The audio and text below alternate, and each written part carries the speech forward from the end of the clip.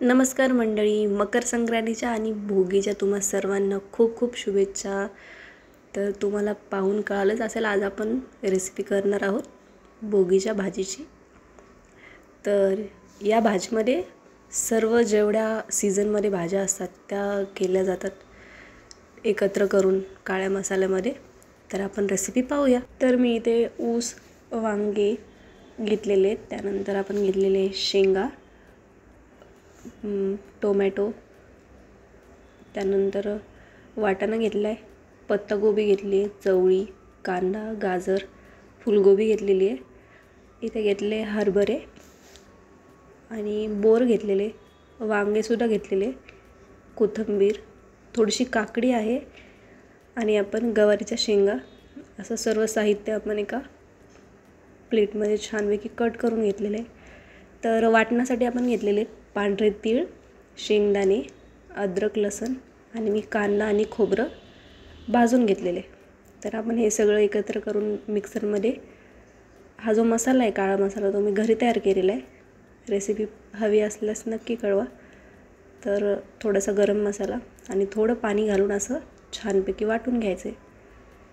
तर सर्वात आधी आपण गॅसवर कढई तापायला ठेवू, त्यामध्ये तेल टाकून घेऊया आणि मोहरी टाकूया। मोहरी अशी छान फुलली की त्यानंतर जिरे टाकायचे, लाल तिखट टाकून घेऊया आणि आपण जी पेस्ट करून घेतली ती पेस्ट टाकूया। छान असं तळून घेतल्यानंतर त्याच्यामध्ये पाणी टाकून घ्यायचे आणि त्याला तेल सुटेपर्यंत छान शिजू द्यायचे।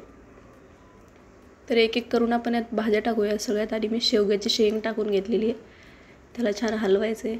नंतर वांगे टाकून सर्व जो मसाला आहे सर्व भाज्यांना असं लागेल असं छानपैकी हलवून घ्यायचे। तीळ टाकून घ्यायचे आणि शिजण्यासाठी त्याला आपल्या अंदाजाप्रमाणे पाणी टाकून घ्यायचे। तर ही भाजी छानपैकी मंद आचेवरच शिजवायची आहे, गॅस लहानच ठेवून छान शिजू द्यायची आहे। चवीनुसार मीठ घालूया। साधारणतः 10 मिनिटांमध्ये 10 ते 15 मिनिटात मंद आचेवर भाजी छानपैकी शिजली जाते। तर आपली ही भाजी अशी छान शिजून तयार आहे।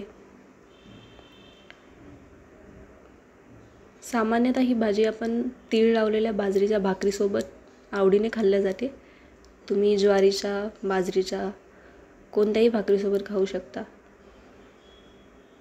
आणि सर्व भाज्या एकत्र केल्यामुळे ह्याचा पौष्टिकपणासुद्धा खूप वाढलेला आहे। तर चला जर आपण सर्व करून घेऊया भोगीची भाजी, बाजरीची भाकरी।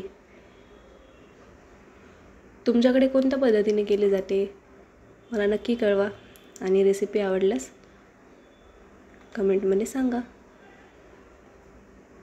अशाच छान रेसिपी पाहण्यासाठी मला फॉलो करा, सबस्क्राईब करा आणि पाहत राहा श्रावीज होम किचन। थँक्यू।